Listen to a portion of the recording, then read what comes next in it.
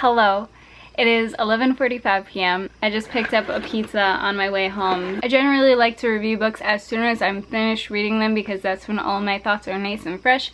However, I finished read as I had to get ready for work, and now it's after work, and now I'm starving, so I'm going to be eating pizza while talking to you, and I apologize in advance. I know that that's totally rude. I'm so hungry and I have to go to bed soon because I have to get up at 7:30 in the morning for work again. This video is about Ninth City Burning by J. Patrick Black, which comes out September 6th. I was given this book by Penguin Random House, so thank you very much to them. I was offered to receive this book for an honest review. I agreed to it hesitantly because I didn't know how I would enjoy it. It's sci-fi fantasy. I'm all about the sci-fi, not so much about the fantasy. Let me explain what it's about. In this dystopian society, the world is at war. And it's kind of cool because you know that it's a dystopian society and you know that it's set in our world because you see little bits and pieces of our world, and they're really odd little things like the symbol I Love New York or the song Over the Rainbow. It's nice to have those little things added in there just so you know for sure. So the world currently is at war. You have three different types of people in this world. You have people that live in codas, which are basically like the earliest world settlement type of people that lived off of the land, that traveled in packs. They're known to the rest of the world as like barbaric sort of people because they live off the land and because they're tough and they take care of themselves, use their fists and swords. They also have guns, but they ride horses, etc. And then you have people that live in the settlements. The settlements are basically places that are factory working sort of places, like early 1920 industry sort of places that are helping make basic goods for the people that are fighting our war. And then the third people are the people that are fighting our war, either the people within the academy or the people that have already joined the legions after the academy. This book comes to you in at least 5 different perspectives. The first person you get is Jax, and Jax is a 12-year-old boy who can save the world. And you're not told how he can save the world at first, but I assure you that's where the fantasy element comes in. He's not the only type that could save the world. There are a handful of people like him. You meet another one around his age. You get her perspective as well, Naomi. You get Phineas, a boy from the legions. You get Ray, Naomi's sister, who is one of the barbaric types. Kizabel, who's Phineas's friend and also a mechanic for the legions. Imwe, a fighter for the legions. And just, I'm pretty sure that's it. Here's the deal with this book. There's a lot going on all the time. And I'm going to make a video about this, but I thought that that really helped me out because I've been reading a lot of books mainly just to get through books, and I haven't read anything that was really quality that I really had to focus all of my attention into for a while. This was it.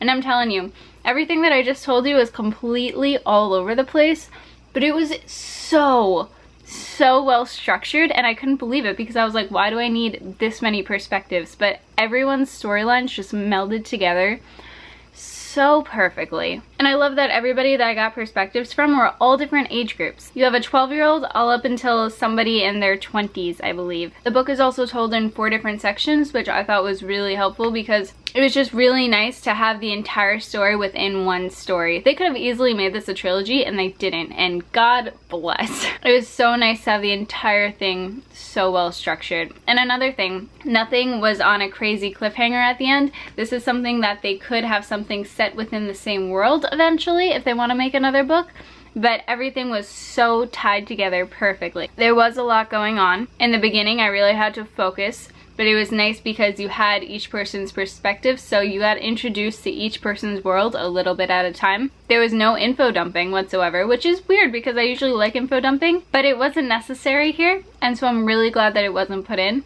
I think the one thing that I was completely shocked about with this, I find that if you're spending a ton of time on world building within a book, which this place had a seriously complex, no easily understandable, just like complex world, I find that I don't appreciate the characters as much then because there was so much focus on the world and not so much on the characters you were given.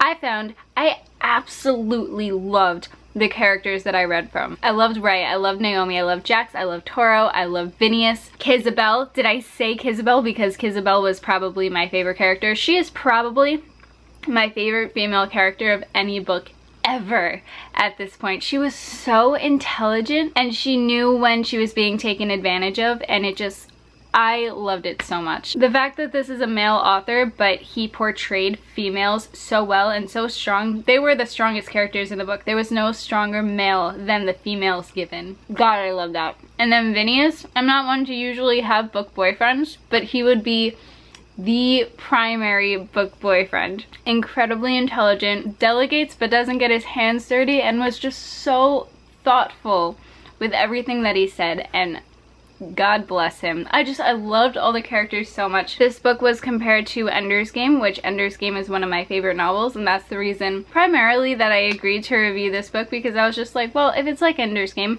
maybe I'll try it. Maybe I'll get into fantasy a bit more. The fantasy elements that was in this was magic, so I definitely got into that because magic. The magic in this played a really interesting role because it played such a vital role in the war that was happening to fight off the other people within the Lunar Veil that were trying to attack us from the universe. So it melded right into the science fiction so perfectly. Where was I going with this? Oh, it was compared to Ender's Game.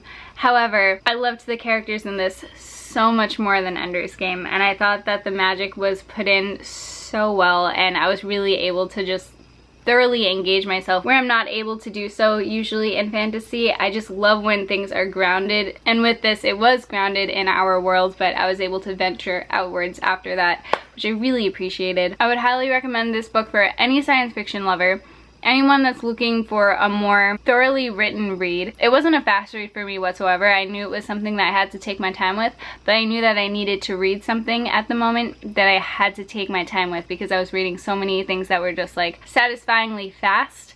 But I needed to read something that was satisfying but also super quality, and something that I could really just take my time with, and it was great. So if you're really into science fiction, if you're really into wonderful female roles, fantasy, I feel like this just collectively is just a really good novel, and it was again so well structured and so thorough. I'm so glad that I read it. I would definitely recommend it. It comes out on September 6th, so definitely pick it up if you would like. I can discuss it with people further, because so far I'm the only one that I know that has read it, and I would really like to talk about it with people.